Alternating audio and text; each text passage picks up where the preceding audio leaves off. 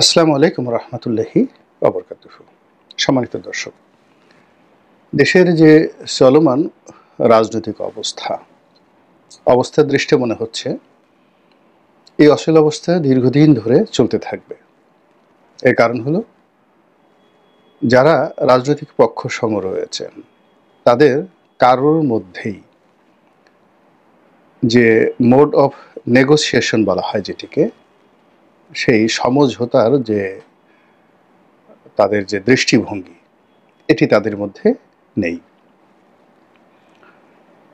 ২ নম্বর হলো যে তারা যার যার অবস্থানে বা এক্সট্রিম রেজিস্ট্যান্স এই পর্যায়ে তারা আছেন।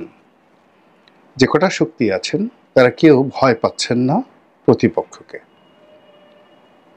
প্রতিপক্ষকে দমন করার জন্য হুমকি ধামকি, মব সন্ত্রাস থেকে শুরু করে মামলা মোকদ্দমা সবকিছু করা হচ্ছে। এতে অনেক মানুষ নির্যাতিত হচ্ছেন, অনেক মানুষ বাস্তুচ্যুত হচ্ছেন, কিন্তু সমস্যা হলো যে ভয় পাচ্ছেন না, কেউ ভয় পাচ্ছেন না। এখন এটাকে আপনি যদি ধরেন এনসিপি বনাম বিএনপি, বিএনপি বনাম জামাত, বিএনপি বনাম ইউনূস সরকার, আর সকল পক্ষ বনাম আওয়ামী লীগ, আপনি দেখবেন যে একই চিত্র, একই দৃশ্য। গত ৯ মাসে রাজনৈতিক দলগুলোর মধ্যে কোনো বন্ধুত্ব হয়নি, বরং অতীতের যত বন্ধুত্ব হিসাব নিকাশ তছনছ হয়ে গিয়েছে।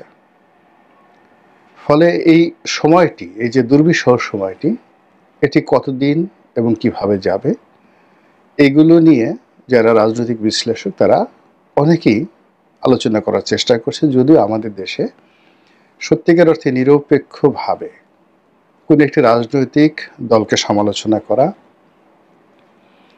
কিংবা কারোর ভালোটা ভালো বলা, মন্দকে মন্দ বলা, এই জিনিসটি খুবই কঠিন। এর কারণ হলো আমাদের যে মন এবং মানসিকতা, সেটি এমন একটা জায়গাতে আবদ্ধ। তাহলেও আপনি যদি কোনো একটি দলের সমর্থক হন, আপনি অন্য দলের ভালো বলতে পারবেন না, কিংবা আপনি যদি অন্য একটা দলের হন, তাহলে সেক্ষেত্রে নিজের দলের মন্দ বলতে পারবেন না।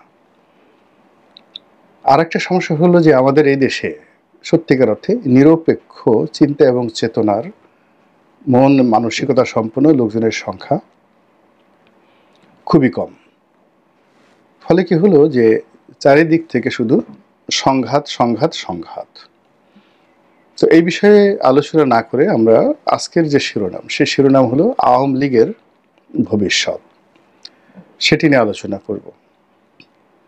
আওয়ামী লীগের পতনের পরে অনেকেই ভেবেছিল যে এই দলটি একেবারে শেষ হয়ে যাবে, আগামী ১০০ বছর এই দলের কোনো অস্তিত্ব থাকবে না, অথবা এই দল একেবারে নিঃশেষ হয়ে যাবে। পরবর্তীতে যখন দেখা গেল যে না, এই দলটি নিঃশেষ হচ্ছে না, বরং যেখান তাদের সম্ভব সেখান থেকে তারা উকিঝুঁকি দিচ্ছে, তারপরে শেষে তারা সংগঠিত হওয়ার চেষ্টা করছে, তারা তাদের নিজেদের যে অবস্থান সেটি জানান দিচ্ছে, এবং তাদের যে প্রস্তুতি, সেই প্রস্তুতি স্পষ্টতই লক্ষ্য করা যাচ্ছে। ফলে আওয়ামী লীগের যারা প্রতিপক্ষ, তারা তাদের যে কৌশল, সেই কৌশলের যে এক্সট্রিম যে পদ্ধতি, সেটি তারা প্রয়োগ করা শুরু করলো। ইতিমধ্যে আওয়ামী লীগ নিষিদ্ধ করা হয়েছে, তার আগে ছাত্রলীগকে নিষিদ্ধ করা হয়েছে। এখন আওয়ামী লীগ কী করবে? দেখা গেল যে আওয়ামী লীগ নিষিদ্ধ হওয়ার পরে পুরো পরিস্থিতি দেশের এবং দেশের বাইরের সরকারের নিয়ন্ত্রণের বাইরে চলে গেছে। স্বয়ং ডক্টর মোহাম্মদ ইউনূস তিনি নিজে বলেছেন যে আওয়ামী লীগ নিষিদ্ধ করার পর একটা যুদ্ধের পরিস্থিতি তৈরি হয়ে গেছে, এবং আওয়ামী লীগ নিষিদ্ধ হওয়ার পর আওয়ামী লীগ যে কাজগুলো করেনি, সেই কাজগুলো এখন তারা করা শুরু করেছে। আমি একে একে বলছি। প্রথমত, তাদের বাংলাদেশে বিভিন্ন জায়গাতে ঝটিকা মিছিল, এই মিছিলের সংখ্যা বাড়িয়ে দিয়েছে। দেশের বাইরে থেকে তাদের যে বক্তব্য, বিবৃতি, সভা সমিতি, সেমিনার, এইগুলো তারা বাড়িয়ে দিয়েছে। তাদের ভাষা সংযত হয়েছে। তারা অনলাইনে অর্থাৎ ফেসবুকে, ইউটিউবে, এরপরে অন্যান্য সামাজিক মাধ্যম থেকে শুরু করে CNN, আল জাজিরার মতো বিখ্যাত প্রতিষ্ঠান এবং ভারত এবং আমেরিকার যে সকল মূলধারার গণমাধ্যম রয়েছেন, প্রিন্ট মিডিয়া রয়েছেন, সেখানে যেভাবে বক্তব্য দিচ্ছেন এবং যেভাবে ও সকল পত্রপত্রিকায় আওয়ামী লীগের মিশন এবং ভিশন নিয়ে তারা যেভাবে প্রচারণা চালাচ্ছেন, এটি আওয়ামী লীগ বিরোধীদের জন্য রীতিমতো অশনি সংকেত। 2 নম্বর হলো যে তাদের বন্ধু রাষ্ট্র হিসেবে পরিচিত ভারত ক্রমশ আওয়ামী লীগের প্রতি তাদের যে সমর্থন এটি বাড়িয়ে দিচ্ছে।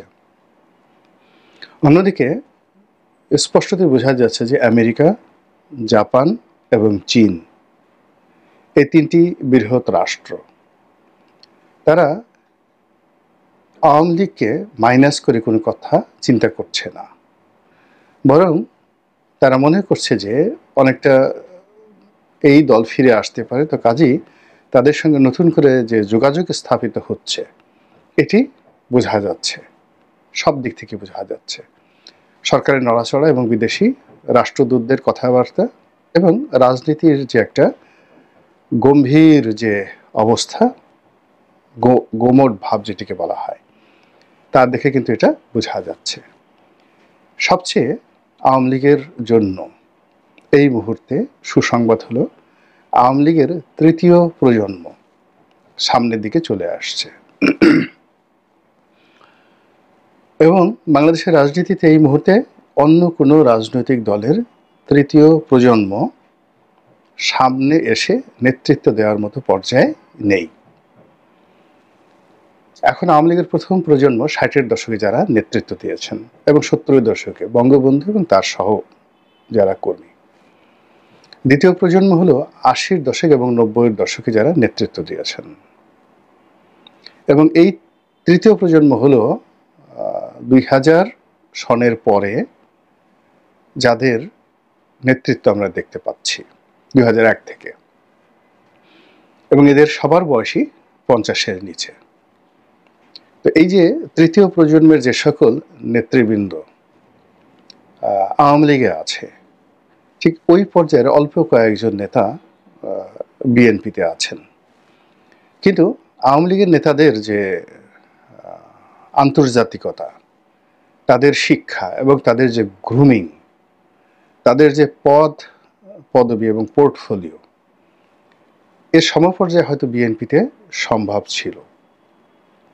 কিন্তু বিএনপি যেহেতু ওই রাষ্ট্র ক্ষমতার যে সুযোগটি সেটি পায়নি, ফলে তাদের গ্রুমিং হয়নি। আমি উদাহরণ দিলেই জিনিসটা বুঝতে পারবেন। যেমন আপনি গত কয়েকদিনে সাবেক শিক্ষামন্ত্রী মহিবুল হাসান চৌধুরী, মানে চট্টগ্রামের মহিউদ্দিন চৌধুরী সাহেবের ছেলের অনেকগুলো সাক্ষাৎকার দেখেছেন ইন্টারন্যাশনাল মিডিয়াতে।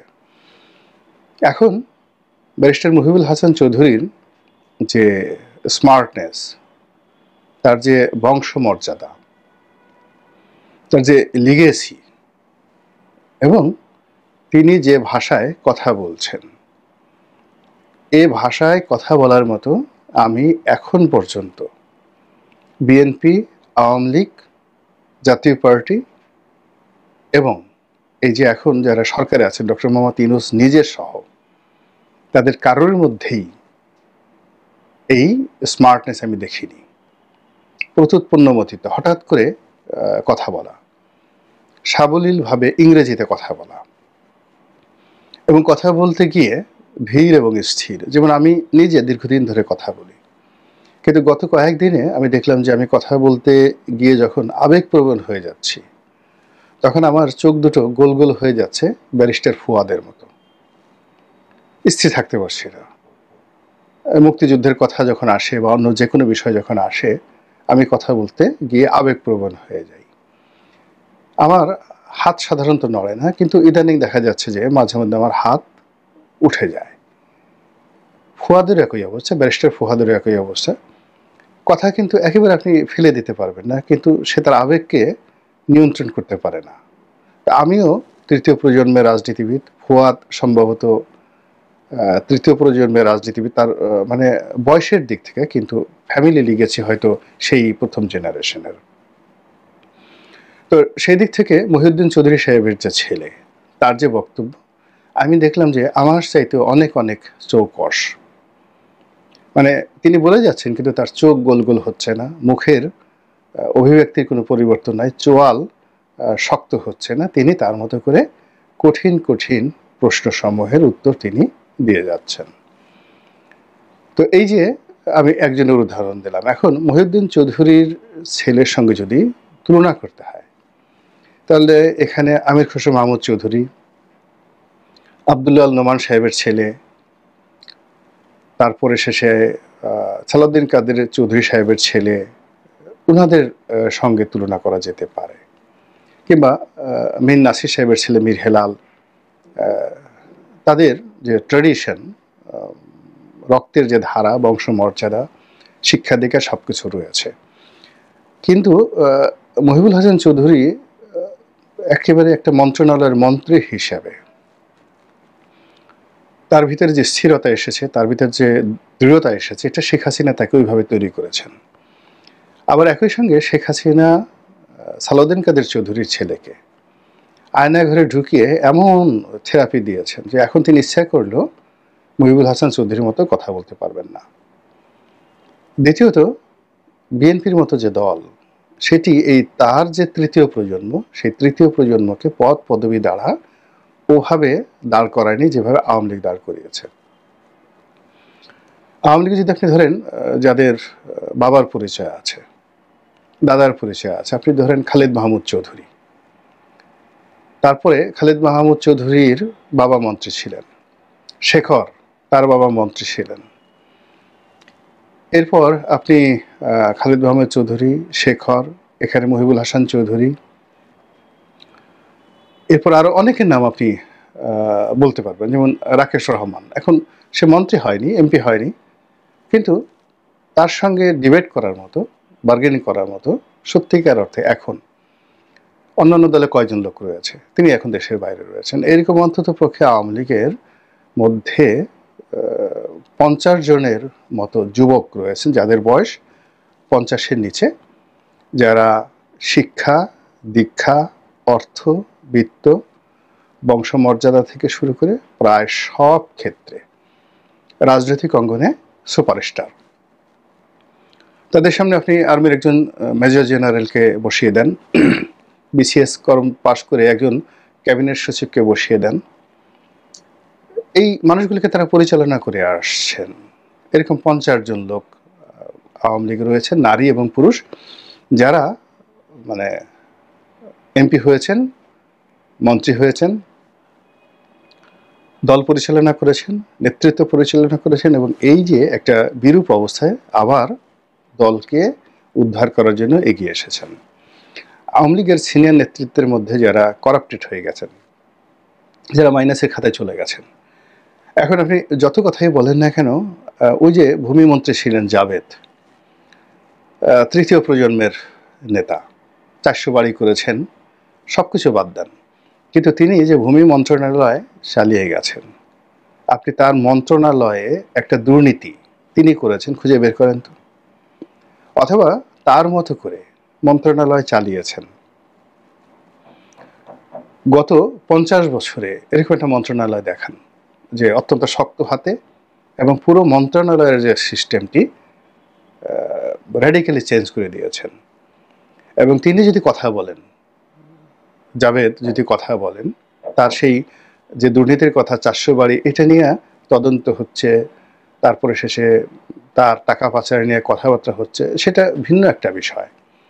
তার যুক্তি আছে, সে দীর্ঘদিন ধরে ব্যবসা বাণিজ্য করছেন, এবং আপনারা জানেন যে আখতারুজ্জামান চৌধুরী বাবু বাংলাদেশের মধ্যে সবচেয়ে পুরনো ধনী, এবং সেই এরশাদ সাহেব যখন ক্ষমতায় আসেননি, সেই 70-এর দশকে, তখন থেকে তিনি আমেরিকাতে বাড়ি গাড়ির মালিক। তো তার সন্তানেরা, আখতারুজ্জামান চৌধুরীর সন্তানেরা, তারা লন্ডনে আমেরিকাতে বাড়ি করবে, ব্যবসা বাণিজ্য করবে, এবং তারা আপনার আমার মতো রাস্তার কাছে ঘুরবেন, তারপরে বিকাশ থেকে, নগদ থেকে টাকা উত্তোলন করবেন, চুরি চামারি করবেন, তারপরে বাংলাদেশ থেকে সেই আমরা যে সকল ছোট ছোট চিন্তা করি, কারণ বাজার থেকে চাঁদা তুলবেন এবং সেই টাকা পাচার করে লন্ডনে বাড়ি করবেন, ওটা আপনি আপনি চিন্তা করতে পারেন। কিন্তু আমি যেহেতু জাভেদদেরকে চিনি, ঘনিষ্ঠভাবে চিনি, এটা আমার কাছে গ্রহণযোগ্য নয়। তাদের ব্যবসায় বাংলাদেশের থেকে অনিয়ম হতে পারে, কিন্তু ওটা একটা ভিন্ন প্রসঙ্গ। কিন্তু আপনি জাভেদের শিক্ষা যদি ধরেন, দীক্ষা যদি ধরেন, তার এই যে সে একটা ব্যাংক চালিয়েছে, ইউনাইটেড কমার্শিয়াল ব্যাংক। এখন তার প্রতিপক্ষ এই ব্যাংকটা দখল করছে, কিন্তু তার সময়টিতে এই ইউনাইটেড কমার্শিয়াল ব্যাংকটা যে পর্যায়ে